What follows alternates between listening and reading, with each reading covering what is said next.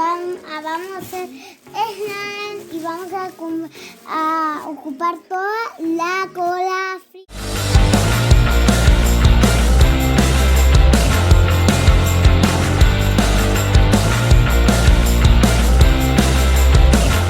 Bola que está aquí.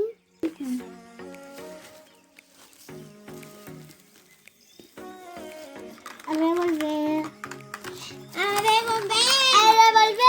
Listo, así quedó. Vamos a echarle pegamento. Ahora vamos a echar la decoración y la pintura.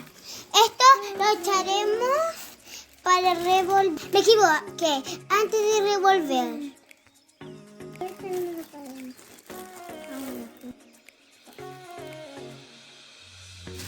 Ahora revolver. Podemos sacarle. Cuando esté así, hay que agarrarlas con las manos. Así quedó, qué bonito.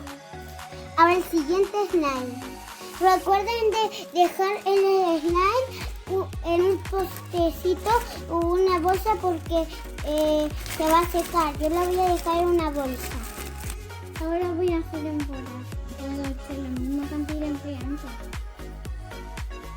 Ahora revolver. Ahora estamos revolviendo. Así que estamos. Ahora el pegamento.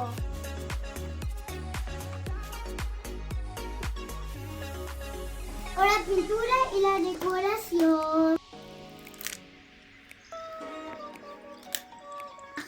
Ahora la pintura. Yo le voy a echar una amarillita como negrita o amarillita como al mismo tiempo negrita y amarilla.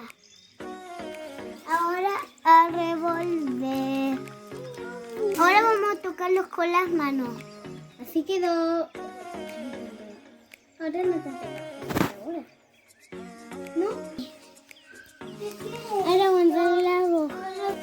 Ahora aguantar la bolsa.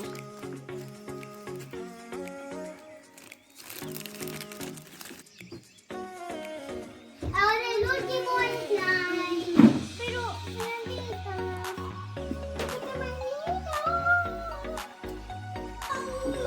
¡Ah, textura! Vamos a echarle la decoración. Mucha decoración.